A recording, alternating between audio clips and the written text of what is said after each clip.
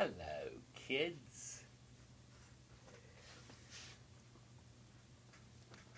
It is I, Dr. Jimmy, again, and there's a lot of wonderful things I would love to talk to you about, including two big announcements that happened, one last week, one just today. 2 more haunted houses for Orlando, 2 more haunted houses for Hollywood, but only 2 movies because they're shared IPs. Yes, I'll have to do a dual video at some point where I talk about Poltergeist and Halloween 4 for both parks later, because this is my opportunity in the spooky dark, and you know what that means. Time to get drunk. Yes, it's time to make a cocktail video, and of course this is for the one that was released before Halloween 4 and before Poltergeist. Yes, that would have been the 6th house revealed. And that was Seeds of Extinction. Or was that Weeds of Distinction? Something like that. Anyway, yes, a very verdant, lush house, I understand. Quite green, quite horticultures. You can lead a horticulture, but can't make her think. Yeah, exactly. Let's see. By the way, this is the evening of Tuesday, August 14th. Do you know what that means? 1 month of Horror Nights. That's right. 1 month from now will be the evening of Friday, September 14th, and we'll be at the gate getting ready to go in. Actually, yeah, I'd have been in the park for an hour or two already. But yes, fun, silly willy. Anyway, cocktail for Seeds of Extinction. That's going to be all about creepy plants, spooky plants that take over the planet with all their tendrils and weeds and growing. And I heard something, apparently some people were talking about it, people from Universal, I think Charles Gray and some of the other people were doing some sort of interview, and they reviewed a little bit. It's going to be set in Tucson, Arizona, and it's sort of like Scarecrow the Reaping in reverse, because that one was all dusty and dry, the dust bowl, everything was all dusty, and they're going to do the opposite in what's usually a rather desert area like Tucson, Arizona. Now it's absolutely lush, green, tropical jungle, wet. Oh, what a neat reversal. So I need some sort of cocktail that would evoke that sort of lush vegetation. I need something that's, you know, like drinking a salad. I was trying to figure this out, and I was thinking about Bloody Mary, not the icon, but the original lady who they named the cocktail after, which was way back when. It was the Queen of England, Mary Tudor, who was quite bloody and got into a spat with her stepsister, Queen Elizabeth. Well, she wasn't queen yet. That was part of the problem, and eventually Mary died and didn't get to continue being Queen of England. And it's a good thing, actually, because it would have completely changed human history if she'd had an heir. The United Kingdom would be between Spain and England rather than England and Scotland, and we'd all be Catholic. Not that there's anything wrong with being Catholic, but we'd all be speaking Spanish probably. It'd be a very different world entirely. But she died, Elizabeth took over, and then there was another Mary, the Queen of Scotland. Well, she had been formerly Queen, and she got deposed by her son, who was a Protestant. But this was Mary, Queen of Scots, who was also Catholic. And she also got into some conflicts with Queen Elizabeth. Now she was Queen of England, and eventually had her head lopped off. but there was a little nickname for her, but it wasn't Bloody Mary. It was Mary Quite Contrary. And they said a little rhyme about her, you know, about her garden. All the little things in the garden, like the cockle shells, are all symbols of people who are supporters. Interestingly enough, one of my ancestors had cockle shells in his shield. That's actually the family crest. Has 3 scallop shells, or 3 Coquille Saint-Jacques in there. But that's another story for another time. So I was thinking about this lad who used to be on the vault all those years ago. He's probably in his 30s now, but back in the day when he was a teenager, he was a bit of a scamp and used to troll it. And his name was French Cowboy. I have no idea what his real name was, but there's some Canadian lad, and used to troll. And in 2008, they had the Fractured Tales Scare Zone, and one of the characters in Fractured Tales, which are all nursery rhyme, was Mary Quite Contrary, and she had like this stuff growing on her body. And I was thinking of that, about this, you know, stuff growing everywhere, plants taking over. And so you see this woman with plants growing all over her, except it was growing all over her, and some of it looked a little naughty. He posted a caption to a picture of the scare actress with a quote from Andrew Dice Clay, you know, Mary, Mary, quite contrary, shave that thing, it's too damn hairy. And I think he got banned, not for that, but he got yelled at because of that from the moderators, and then later on he got banned. And I often wonder what the hell ever happened to French Cowboy. Is he still out there? Those were the days on the vault. So I'm thinking about that. So how about a Mary Contrary cocktail instead of a Bloody Mary? A Contrary Mary. A strange sort of Veggie Mary cocktail. You know, something other than tomato juice. So it's not that bloody, but it's like, you know, sort of green. So I'm thinking about how to do that, and I start to figure it out and piece it together, and I think I got it. So that's what I'm making for you tonight. A variation on a Bloody Mary that's not all that bloody. It's more veggie. So let's go with it. So I've got here a nice tall tumbler full of high glass, rocks, and I need vodka, of course. But what vodka? What else? I mean, the whole idea of this is alien extra-testicle terrestrial plants come and send their spores right to Uranus. No, to Earth. And here they come. Yes. And so I need an alien vodka. And of course I've got one. You've already seen this before. This is outer space vodka, which comes in an alien head, just like something out of Roswell. Yes, here it is. Yes. So we're going to have a close encounter of the alcoholic kind. If I can open the silly thing. Bloody hell. Why is it not open last time I used it? Oh, there it goes. It's a little cork. I was having trouble with the cork for a minute. So I get head of alien vodka, and we'll pour some into my glass. That should be enough. That should be enough. All right. So put some of that in there. Now, what I usually do when I stop merrying is making a merry. Usually, you know, do the tumble from one to the other. I'm not going to bother that. When we put the ingredients in, I usually put some lemon juice. I mean, I don't need to this time because the primary ingredient I'll be using in a minute already has some in it, so I won't do that. So a little bit of Worcestershire sauce, which does go into a Bloody Mary, but not too much. I don't want to upset the colour. So just that's enough. So I put a little bit of that in there. In a normal Bloody Mary, we'll put in blood. No, put in tomato juice, of course. Yes, tomato juice. Yes, not actual hemoglobin from a human victim. No, we wouldn't do that.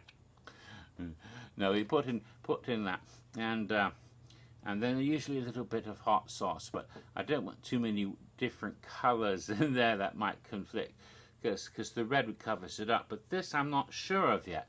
It might work.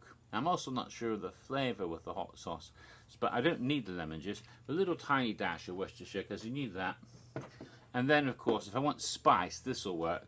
And this is something that I often put, as I always make my own Mary, so I don't use Bloody Mary mixes very often unless I'm feeling lazy. I usually do a little bit of work. This is, oh, of course, horse, not horse. That's something else altogether. Horseradish, horse, that kind. And then this is, which brand did I use? Silver Spring. There's many different brands. This Gold's is a good one. And this is nice. It's kosher. Yes.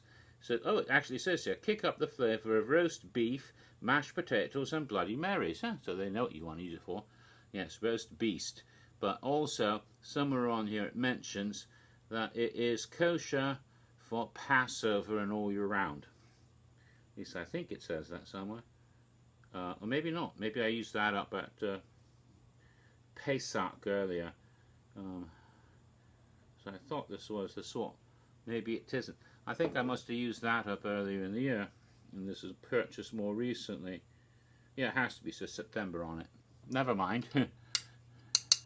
I drank more Marys than I thought I did. So I put a dollop of the horseradish in as well. Because I usually have some for that time of year, and usually to use as maror, but usually it lasts a little bit longer than this. But this apparently I used that up, and I've already got the second bottle this year, which will probably be gone before next spring, because I don't think that one's actually appropriate for the holiday, because it usually says on it, and I don't see it marked that way. And here, tiny little bottle, and that's because I went to Total Wine. I usually get the big one, it's about this big, of celery bitters, which I always put into these. Celery bitters, I use that in martinis, do lots of things I put that into. And they don't carry it. And Bitter Truth is a brand from Germany. It put up different flavoured bitters. And they don't carry the Bitter Truth celery bitters in the standalone bottle anymore. The only way I could get it, we get this little metal case, travel kit of all these different little bitters, little tiny things like this. Look tiny. And this is the Bitter Truth original celery bitters. Here it goes. A tiny little guy, like that. And it's quite good, but it's a little bitty bottle. It's not going to last very long. And then like 3 or 4 other bottles of some bitters I've never even had before. I don't know what to do with it. I'll figure it out. Sometimes I hate the way they don't distribute certain things that I would like to use in this area. It's not like it's easy to order liquor through the mail, you know. Alright, so here's the Bitter Truth, and I'm going to put just a couple dashes of that into that as well, and that should give a lovely add to the vegetation. Now I'm going to stir all of this. This isn't even, and if I were making an actual Bloody Mary, I might not bother stirring it. Instead, I might just pour the tomato juice and then do the whole pour from one glass into another trick. But I'm not going to do that now, especially since I don't want to spill all over my keyboard. So instead, I'm just going to stir all that up. And this is like an unbloody Mary down here. It's the stuff that would go in a Bloody Mary except for the lemon juice and the hot sauce, which I left out. But it's got vodka, Worcestershire, horseradish, and some celery bitters. Now the ingredient that will make this distinctive. And I hunted around and looked at a lot of different varieties of various sort of vegetable juice, and I decided on this one. It's from a brand called Suja, and it's organic Uber greens juice, and it contains a little bit of grapefruit and a little bit of lemon juice in here. So there's some fruit, but not too much, and it isn't sweet at all. It has a little bit of a tang from the grapefruit and lemon juice, but most of it's from vegetables.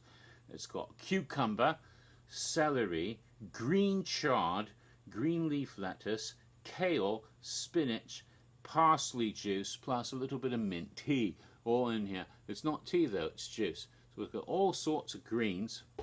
It's supposed to be extremely good for you, and it tastes pretty much like you would imagine, like vegetables. And if you're not into that, you'd probably go, ah. But with this added to it, it might actually be all right. So I'll pour that in. Quite a bit of it, because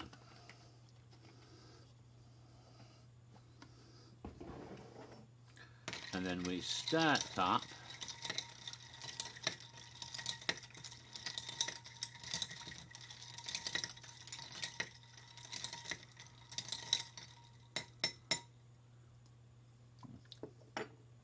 And here it is, the cocktail for Seeds of Extinction. And you can see stuff floating around in it because that's from the horseradish. Now, let me try it. Not bad. Maybe I should put some hot sauce in next time.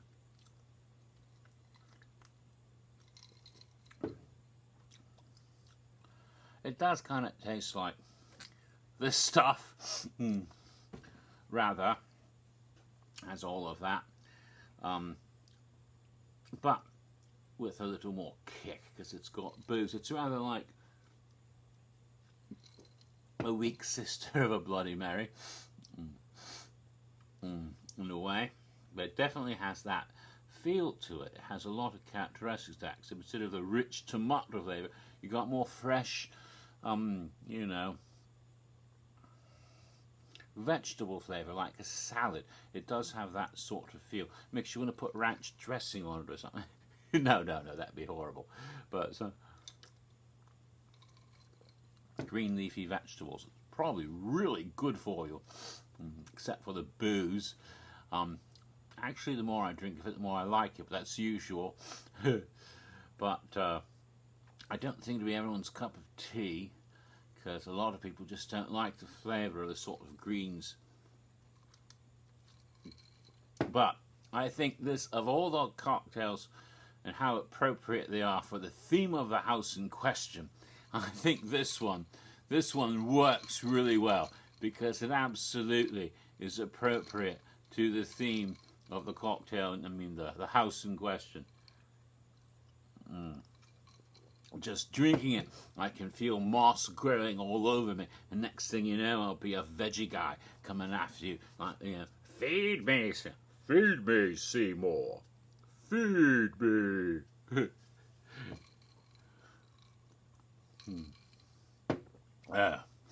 That sort of thing. Should be quite fun. I am looking forward to the house. It should be lots of fun.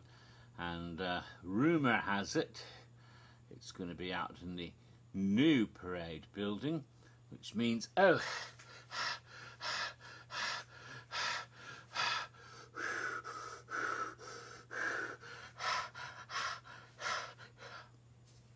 getting out there every night to see the house. Which is why, again, I've been walking every morning, get into shape. So I think I should drink my vegetable juices to get healthy, so I can book out to the building and see the haunted house every night. Not just sit around eating tubs of lard and pig feet and, you know, other bits and pieces of gross fattening. Let's have some cholesterol clumps. Yes, heart attack on a stick. Infarcto burger, you know, whatever it is. This is none of that. So that's good. Going to have our lovely. Probably gives you gas later. Yeah. What was that big bag one about the cruciferous vegetables? Oh dear. But oh well. So that is the cocktail. I'm not going to finish it while talking. There's stuff to do later, and I don't want to spend all night out here. And so for that reason I shall bid you adieu. No, it's too permanent. Au revoir, of course. And we'll be seeing you later. I have more videos I'd like to do, not tonight, but eventually I do need to do my reaction to Poltergeist and Halloween 4, The Return of Michael Myers. Maybe I'll do them in the same video and throw in some stuff about the most recent iconic revelation at Singapore when they revealed the Yin Demon, also known as Yin Ling, earlier this week as well. And I may go ahead and put all that in one video, and then another video hopefully will be part 14 in my Horror Nights history. For Halloween Horror Nights 25, when I finally start talking about scare zones from that event. And, of course, at some point I have to figure out the cocktails for Poltergeist and Halloween 4, and I've got no idea what those are going to be yet. We've got Poltergeist. What will we put in a Poltergeist cocktail? I'm not sure. And I'll figure it out eventually. And the Halloween 4 one. And then those will have to be made at some point. So until then, as of course, if you're going to be drinking any of my cocktails, make sure you're over 21 years old. That is, if you're living in the United States of America with such a drinking age. If you're living some other country with a lower drinking age, then go for it. And do not operate motor cars, lawn mowers, thermonuclear devices, or any other heavy machinery while inebriated. And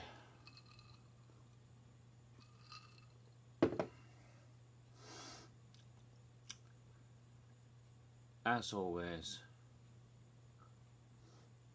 enjoy the rest of your wonderful lives, and hopefully we may see each other someday out lurking in the spooky dark. It's just a month away. This is Dr. Jimmy at your service. Good night, my children.